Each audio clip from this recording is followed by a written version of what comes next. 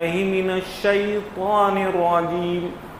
بسم الله الرحمن الرحيم يعتذرون إليكم إذا رجعتم إليهم قل لا تعتذروا قد نبأنا الله من أخباركم وقال والذين اتخذوا مسجدا ضرارا وكفرا وتفريقا بين المؤمنين وقال أكان للناس عجبا أن أوحينا إلى رجل منهم أن أنذر الناس صدق اللہ العظیم۔ بزرگان گرامی، سامعین اعظام، آج کی 11ویں تراویح میں 11واں پارہ ہم نے مکمل کیا۔ ہماری شروعات یعتذرون الیکم اس 11ویں پارے سے جو سورہ توبہ کو شامل ہے یہاں سے شروعات ہوئی۔ ابتدائی رکعتوں میں ہم نے حافظ ذاکر صاحب سے سورہ توبہ کو مکمل کیا اور پھر اس کے بعد انہوں نے سورہ یونس کو بھی شروع کیا اور سورہ یونس کی تکمیل حافظ سلمان صاحب نے ہمیں کرائی۔ یہ 2 صورتیں الحمدللہ آج ہماری مکمل ہوئی۔ دونوں صورتوں کے اہم نکات اور جو اہم پوائنٹ ہے وہ آپ کے سامنے انشاءاللہ میں مختصر وقت میں پیش کرنے کی کوشش کروں گا۔ محترم سامعین، اگر قرآن کو ہمیں سمجھنا ہے، اس کے مضامین پر غور کرنا ہے تو بہت مختصر سے انداز میں یہ کہوں گا کہ 3 قسم کا علم اور 3 قسم کی آیتیں قرآن کریم میں ہمیں ملتی ہیں۔ ایک تو وہ آیتیں جن میں اللہ کی وحدانیت اور اللہ کی صفات کا تذکرہ ہے، جیسے سورہ فاتحہ میں لے لیجئے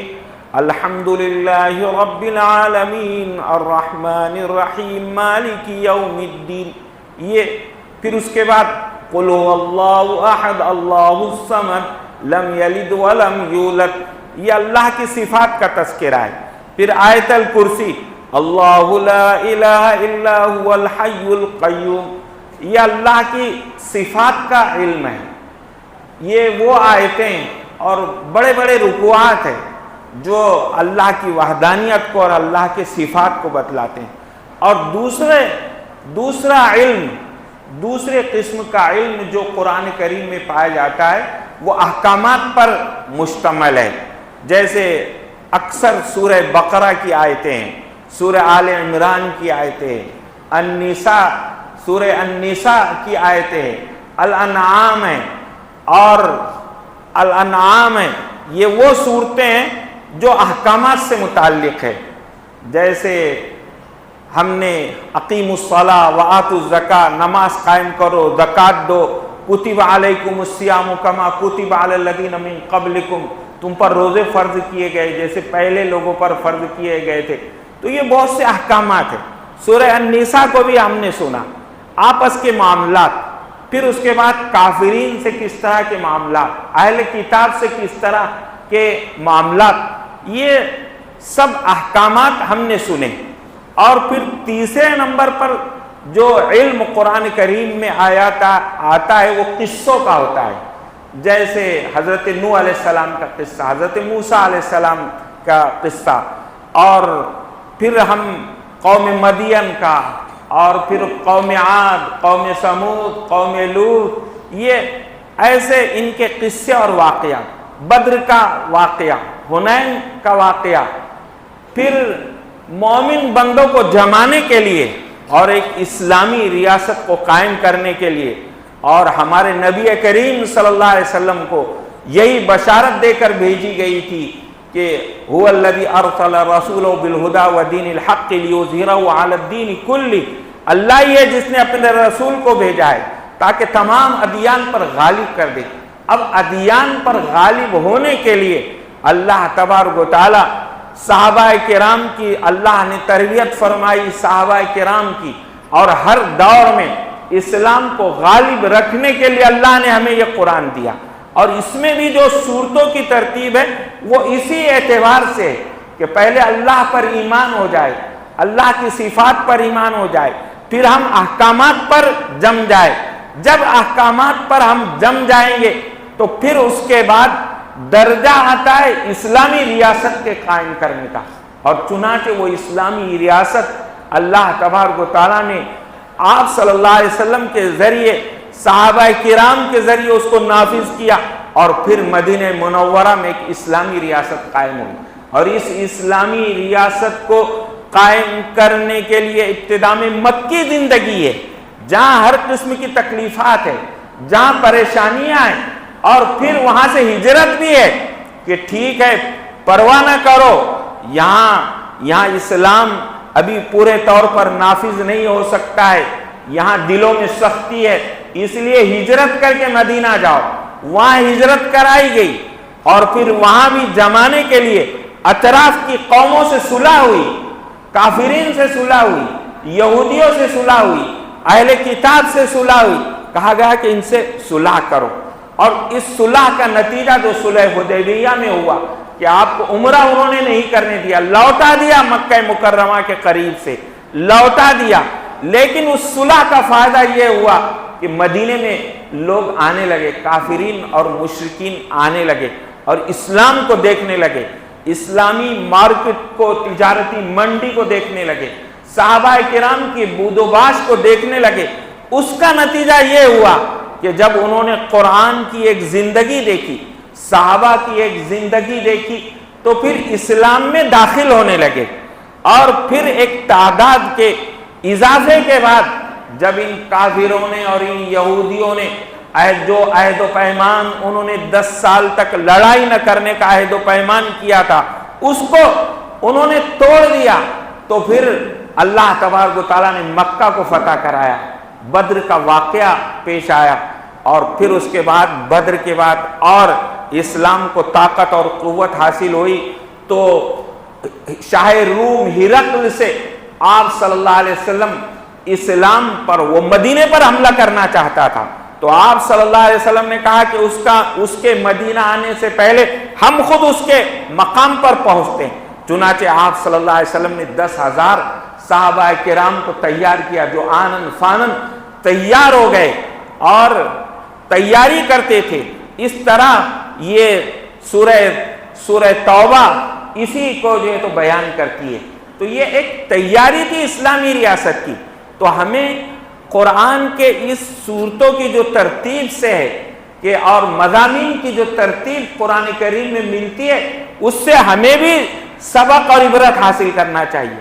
ہمیں کہیں دور آئے گا اللہ کی صفات کو, اللہ کی قدرت کو یقین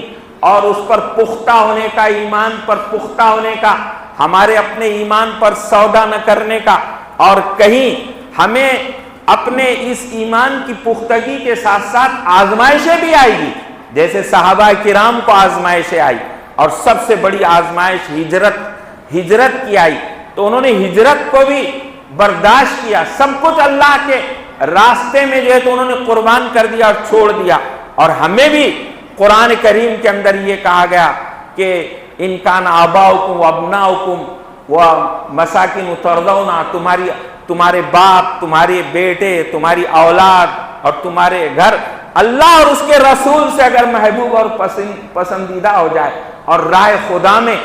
جہاد سے اگر تمہیں محبوب ہو جائے تو اللہ کے عذاب کا انتظار کرو, فیصلہ اللہ کے فیصلے جو ہے تو نافذ ہونے کا جو ہے تو تم انتظار کرو. تو ضرور ہمیں رہنا ہے, اس دنیا کو برتنا بھی ہے, لیکن قرآن کے واقعات, قرآن کی مثالیں اور قوموں کے حالات اور واقعات سب ہمارے سامنے ہیں, سب ہمارے لیے عبرت اور طاقت اور قوت کا ہمارے لیے ذریعہ ہے. آج ہم اس ملک میں ابھی صلح کے حالات میں گزر رہے ہیں, ابھی صلح ہونا چاہیے اور یہ جمہوریت کا دور ہے. یہاں ایمان اور اسلام کو پیش کرنے کی ضرورت ہے. اور کافرین کے بارے میں بھی کہا گیا کہ اگر کوئی آتا ہے اسلامی ریاست میں آتا ہے, مومنین کے پاس آتا ہے کہ مجھے دین کو سمجھنا ہے, قرآن کو سمجھنا ہے, تو اس کو مہلت دی جائے گی, اس کو ٹھکانہ دیا جائے گا, اس کے رہنے کا انتظام کیا جائے گا. ثم ابلغہ مأمنہ, پھر جب وہ اپنی تعلیم کو مکمل کر لے گا، پھر مکمل طور پر اسلامی زندگی سے واقف ہو جائے گا، تو پھر اسے اس کی امن کی جگہ پر پہنچا دیا جائے گا۔ تو آج اللہ نے ہمیں اس گلشن ہندوستان میں بہترین موقع دیا ہے، ہم دین اسلام کو اچھے انداز میں پیش کرتے ہیں اور ان واقعات، اور تیسرا علم ہے قصوں کا، واقعات کا، اور قرآن نے کہا کہ ہم نحن نقص علیک احسن القصص، اے محمد صلی اللہ علیہ وسلم ہم اچھے اچھے قصے بیان کریں گے۔ اور قصوں اور واقعات کو بھی کہا گیا کہ یہ قصے اور واقعات لقد کان فی قصصہم عبرۃ لأولی الالباب، عقل مندوں کے لیے اس کے اندر نصیحت ہے۔ تاریخ اپنے آپ کو دہراتی ہے، قومیں اپنی تعمیر ماضی کے حالات کو جان کر کرتی ہے، ماضی سے سبق اور عبرت حاصل کر کے قومیں جو ہے تو ترقی کرتی ہے۔ اگر قومیں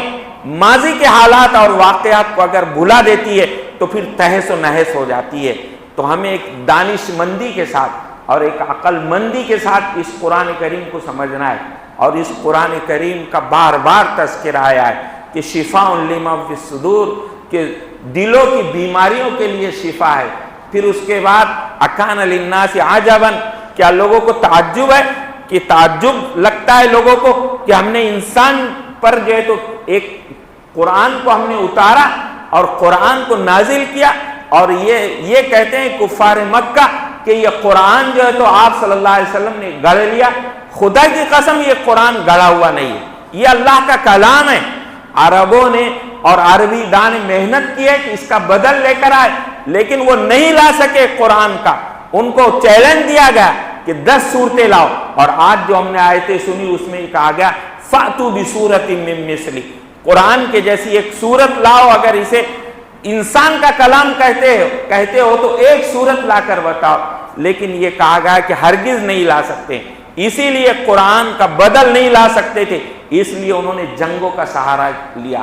لیکن جنگوں میں بھی وہ نہیں ٹک پائے، اور ان سے کہا گیا کہ تم ہمیشہ کبھی سال میں 2 مرتبہ آزمائے جاؤ گے، اور پھر آخرت کا انجام تو تمہارے سامنے ہے ہی، دنیا بھی تمہارے لیے جہنم اور آخرت بھی تمہارے لیے جہنم۔ تو یہ غزوہ تبوک کا جو واقعہ پیش آیا، اس میں آپ صلی اللہ علیہ وسلم سے کہا گیا کہ اے محمد صلی اللہ علیہ وسلم، جو منافقین آپ کے ساتھ شریک نہیں ہوئے، مدینہ پہنچنے کے بعد عذر کریں گے، بہانے کریں گے کہ ہم جو ہے تو ہمارے گھر محفوظ نہیں تھے، ہمارے پاس اسباب نہیں تھے، اس لیے ہم جنگ میں شریک نہیں ہوئے۔ تو اے محمد صلی اللہ علیہ وسلم، تم ان کے عذر اور بہانے قبول مت کرو، اور یہ کہو کہ اللہ نے تمہارے حالات سے اور بھید سے واقف کر دیا، تم ان سے روگردانی کرو، ان سے بحث مباحثے میں نہ پڑو۔ اس طرح جو ہے تو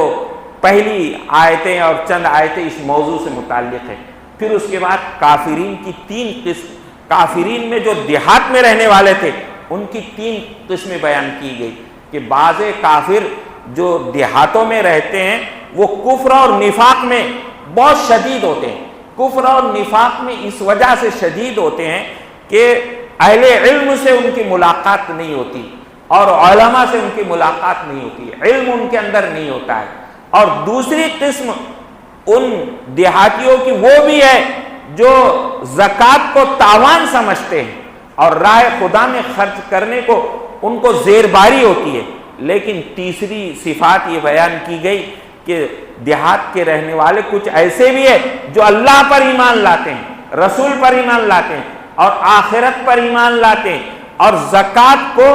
آپ اے محمد صلی اللہ علیہ وسلم آپ کی دعا کا ذریعہ سمجھتے ہیں۔ ان صلاتک سکن لہم، اور آپ ان کافرین کے لیے، ان دیہات کے رہنے والے مومنین کے لیے دعا کریں تو یہ دعا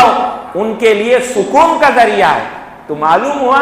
کہ اگر کوئی کسی کے ساتھ مالی احسان کرتا ہے تو جس پر احسان کیا جا رہا ہے اسے چاہیے کہ اپنے پر خرچ کرنے والوں کے لیے دعا دے، اس کو جو ہے تو دعا یا کلمات سے نوازے۔ اور یہ ذمہ داری سب علماء کی بھی ہے، اور یہ ذمہ داری جو امت کا سمجھدار طبقہ ہے اس کی بھی یہ ذمہ داری ہے۔ پھر ایسی اس صورت میں مسجد زرار کی تعمیر کا بھی واقعہ ہے۔ ایک ابو عامر راہب تھا، اس نے پلان بنایا، آپ صلی اللہ علیہ وسلم سے عداوت رکھتا تھا، دین اسلام سے عداوت رکھتا تھا، اس نے یہ پلان بنایا کہ شاہ روم ہرقل کے ذریعے مدینہ منورہ پر حملہ کرے گا۔ تو اس نے مسجد زرار تعمیر کرائی، یہاں 12 منافقین سے اس نے کہا کہ تم ایک مسجد بناؤ، قباء محلے میں جو مسجد قباء ہے اس کے علاوہ بناؤ، اور وہاں اندر کچھ ہتھیار وغیرہ رکھو، اور آپ صلی اللہ علیہ وسلم سے یہ کہو کہ یہ مسجد بوڑھوں کے لیے ہے، آپ آئیے نماز اس میں ادا کر دیجئے۔ لیکن غزوہ تبوک سے واپسی میں آپ صلی اللہ علیہ وسلم سے کہا گیا کہ نہیں اے محمد صلی اللہ علیہ وسلم، اس مسجد میں آپ نماز ادا نہ کیجیے، بلکہ مسجد قباء یا مسجد نبوی میں آپ نماز ادا کیجیے۔ ان مصلیوں کے، ان 2 مسجدوں کے مصلیوں کی صفات تقوی پر ہے، اور جہاں کے مصلی زیادہ متقی ہوتے ہیں، احق ان تقوم فی، اے محمد صلی اللہ علیہ وسلم آپ کے لیے بہتر بات یہ ہے کہ آپ وہاں کے مصلی بنیں۔ مصلیوں پر بھی مسجد کا اعتبار ہوتا ہے، مصلیوں کے تقوی اور ان کے پرہیزگاری سے ہماری نمازوں کا ثواب بڑھ جاتا ہے، اللہ تبارک و تعالی اس کے اندر اضافہ فرماتے ہیں۔ اور ان مصلیوں کی، دونوں مسجدوں کے مصلیوں کی صفات یہ بیان کی گئی کہ وہ ہمیشہ طہارت پر رہتے ہیں، تقوی تو ہے ہی ہے ان کا، لیکن کبھی بے وضو کے نہیں رہتے ہیں، چھوٹی طہارت آئے تو اس کے بعد فوراً وضو کر لیتے ہیں، اور بڑی طہارت میں حالت نجاست میں تو رہتے ہی نہیں ہے، ہمیشہ اپنے آپ کو جو ہے تو ہمیشہ اپنے آپ کو پاک و صاف رکھتے ہیں۔ تو ہمیں دعا کرنا چاہیے کہ نہ ہم چھوٹی نجاست کے بعد بھی بے وضو کے نہ رہے، اور بڑی نجاست کے بعد تو ہم بغیر غسل کے رہ ہی نہیں سکتے، ورنہ یہ زمین، نجس بندہ جب زمین کے اوپر چلتا ہے تو یہ زمین بھی بہت محسوس کرتی ہے اور بد دعا دیتی رہتی ہے۔ تو اللہ ہماری حفاظت فرمائے کہ ہر قسم کی نجاست سے، کفر و شرک کی نجاست سے تو اللہ نے ہمیں پاک ہی کیا ہے، لیکن ان ظاہری نجاستوں سے بھی اللہ ہمیشہ ہمیں پاک و صاف رکھے، طاہر ہمیشہ اللہ ہمیں پاکی کی حالت ہمیں نصیب کرے۔ تو یہ واقعہ بھی اس سورہ توبہ میں آپ صلی اللہ علیہ وسلم لوٹ کر آئے، پھر اس کے بعد منافقین نے معذرت چاہی، اور 10 صحابہ اس غزوہ تبوک میں شریک نہیں ہوئے تھے، تو 7 نے تو اپنے آپ کو مسجد نبوی کے ستون سے باندھ لیا، ان میں ابو لبابہ بھی تھے، انہوں نے کہا اللہ کے رسول واقعی غلطی ہے، ہم کو شریک ہونا چاہیے تھا، لیکن ہم جو ہے تو شریک نہیں ہوئے، جب آپ ہم کو کھولیں گے تو اسی وقت ہم کھلیں گے، ہم اپنے آپ کو آزاد کرائیں گے۔ ان کی توبہ قبول ہوئی، تو 7 کو آپ صلی اللہ علیہ وسلم نے اپنے ہاتھ سے تھوڑے دنوں میں کھول دیا، لیکن حضرت کعب بن مالک، ہلال بن امیہ اور مرارہ بن ربی، ان تینوں نے اپنے آپ کو مسجد نبوی کے ستون سے نہیں باندھا، اور تینوں نے کہا اللہ کے رسول ہماری غلطی ہے۔ حضرت کعب بن مالک نے کہا اللہ کے رسول میں تو اپنے مال کے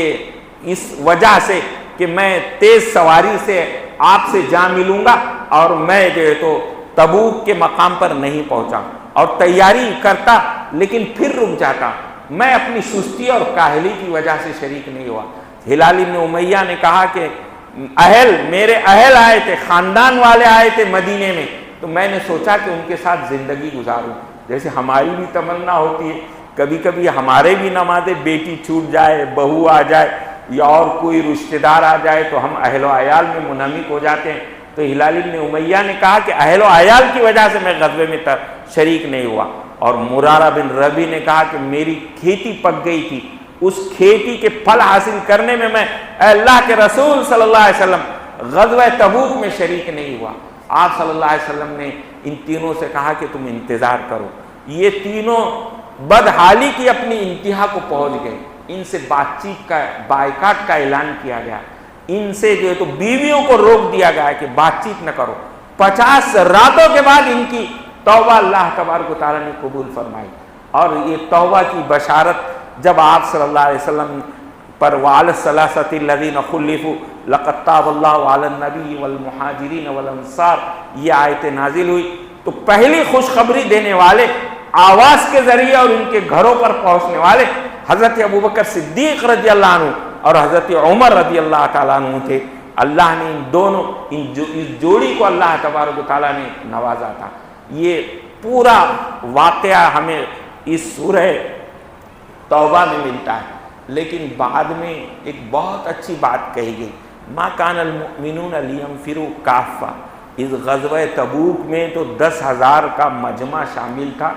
لیکن ایسا ہر وقت نہیں ہونا چاہیے کہ سبھی لوگ جہاد میں نکل جائے. نہیں، دوسری بھی چیزیں ہیں کہ فرض کفایہ کی بہت سے بھی درجے ہیں. ہاں، جو اسلام کے آڑے آ رہا ہے تو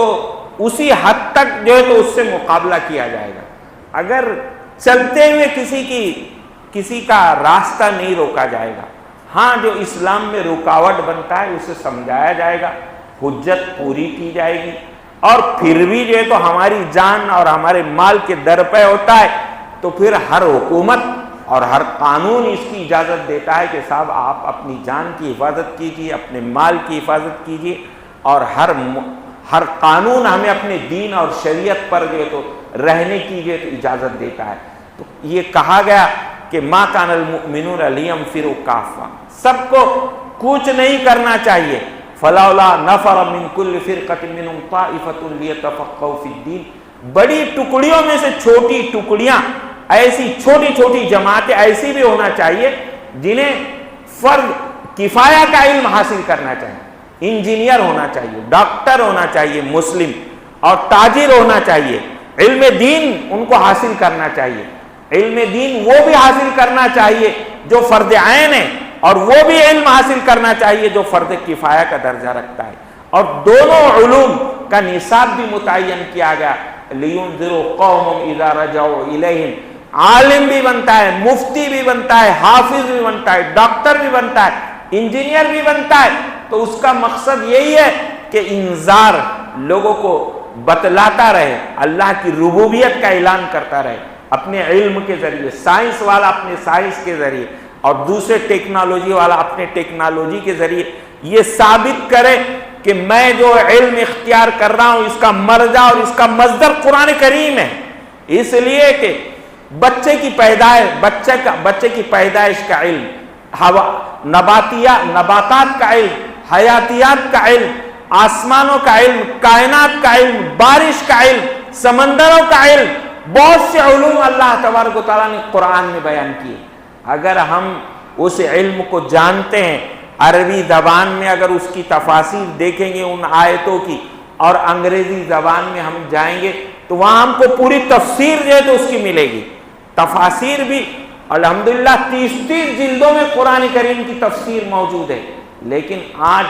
امت مسلمہ کا طبقہ قرآن کریم کو سمجھنے کے لیے وقتی طور پر آ رہا ہے، جبکہ ایک سورت کو اٹھا کر دیکھ لیجیے، 3 مرتبہ اکثر صورتوں میں تو سمجھتا ہوں کہ قرآن کریم کا تذکرہ آیا ہے کہ یہ عبرت ہے اس کے اندر اللہ نے تمہیں احکامات دیے. لیکن ہم قرآن کی حد تک صرف یہاں تک پہنچے کہ ہم کو پڑھنا آ رہا ہے، تلاوت اچھے انداز سے آ رہی. اس کا اگلا مرحلہ اس کو سمجھنا، اس پر عمل کرنا، اس کو دوسروں تک پہنچانا، ابھی ہم اس میں غافل. اللہ کا فضل و کرم ہے کہ مسجدوں میں قرآن کی تلاوت ہو رہی ہے، حافظ حضرات سنا رہے ہیں، اور کہیں حافظ حضرات ظہر کے بعد اور عصر کے بعد تراویح میں جو انہیں قرآن سنانا ہوتا ہے وہ بھی اس کا ناظرہ بھی صحیح کرتے ہیں. تو ہمیں اس میں دلچسپی لینے کی ضرورت ہے. اب مکاتب کا نظام بھی ہمارے یہاں بہت اچھا ہے. ہمارے شہر میں الحمدللہ چھوٹے چھوٹے بچے قرآن کو یاد کر رہے ہیں، حافظ بن رہے ہیں. چھوٹے چھوٹے بچے بڑے اچھے انداز سے جو ہے تو اذانیں دے رہے ہیں، بڑے اچھے انداز سے ہمیں قرآن سنا رہے ہیں. جو ڈاکٹر اور انجینئر بن رہے ہیں، جو تاجر ہے آج وہ حافظ بھی ہے. تو اس قرآن کے جشن کو اور اس بہار کو اور ہمارے اپنی زندگی میں قرآن کریم کو لانا بہت ضروری ہے. اگر ہم لائیں گے تو کوئی ہماری ترقی میں رکاوٹ نہیں آئے گی، بلکہ ہماری ترقیوں میں اور اضافہ ہوگا. قرآن کریم ہماری دلوں کی بہار بننا چاہیے، اور یہ جشن کا مہینہ ہے قرآن کریم کا. لیکن صاحب ہمارے مارکیٹ سجے ہوئے، ہماری دکانیں سجی ہوئی ہیں، ہمارے دسترخوان سجے ہوئے، ہم قرآن سے غافل ہیں. اور اللہ غارت کرے، موبائل نے تو ہمیں اور غارت کر دیا، قرآن سے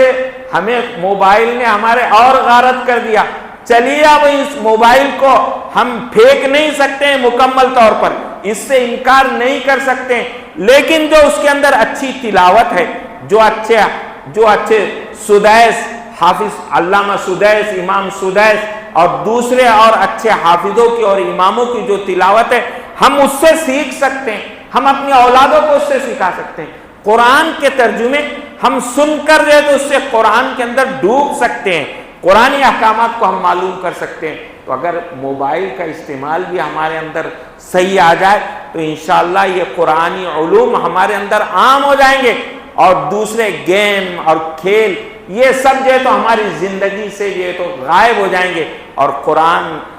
قرآن ہمارے لیے جیتی جاگتی تصویر بن جائے گا۔ حضرت یونس علیہ السلام کے نام سے دوسری سورت موسوم کی گئی، اس سورت میں قوم فرعون کا تذکرہ ہے، اور اس میں حضرت موسیٰ علیہ السلام کا تذکرہ ہے۔ حضرت یونس علیہ السلام کے نام سے وہ سورت اس لیے رکھی گئی کہ حضرت یونس علیہ السلام نے اپنی قوم سے کہا تھا کہ تم اللہ پر ایمان نہیں لاؤ گے تو تم پر عذاب آئے گا۔ حضرت یونس علیہ السلام نے قوم کو اتنا سنا دیا، اور اس کے بعد قوم کو چھوڑ کر جو تو روانہ ہو گئے۔ حضرت یونس علیہ مفسرین لکھتے ہیں، میں اپنے جملے نہیں کہہ رہا ہوں، کہ یہ حضرت یونس علیہ السلام کی اجتہادی غلطی تھی کہ عذاب آنے سے پہلے اپنی قوم کو چھوڑ کر روانہ ہو گئے۔ ہاں، اگر عذاب آ جاتا اس کے بعد روانہ ہوتے تو پھر مچھلی کے پیٹ میں جو ہے تو 40 دن گزارنا نہ رہتے۔ جب اللہ کا عذاب آ جاتا ہے تب نبی وہاں سے نکلتا ہے، اور حضرت یونس علیہ السلام پہلے روانہ ہو گئے۔ تو اب کشتی میں جب قوم نے دیکھا کہ اب عذاب آنے والا ہے، نبی نے کہا ہے، تو سب قوم میدان میں نکل آئی حضرت یونس علیہ السلام کی، اور اللہ کے سامنے رونے لگی، گڑ گڑانے لگی۔ تو جو آنے والا عذاب تھا، توبہ اور استغفار کی وجہ سے وہ عذاب ٹل گیا،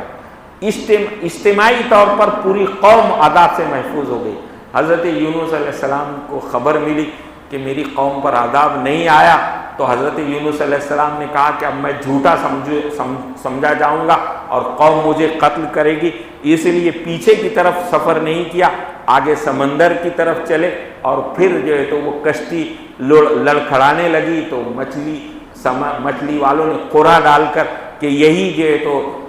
جو ہے تو گناہگار ہے، سمندر کے حوالے کر دیا، لیکن مچھلی نے نگل لیا، اور لا الہ الا انت سبحانک انی کنت من الظالمین اس آیت کا ورد کرتے رہے۔ مفسرین نے لکھا ہے کہ اس آیت کا بھی ورد ہمیں کرنا چاہیے، انتہائی مصیبت کے ہو، حالت میں ہو، اور بہت ہر اعتبار سے دشمن کے نرغے میں ہو، تو اس آیت کا ورد کرنا چاہیے۔ اور بہت اچھی بات ہم نے سنی، میں اس کو ختم کرتا ہوں، کہ جنت میں جب جائیں گے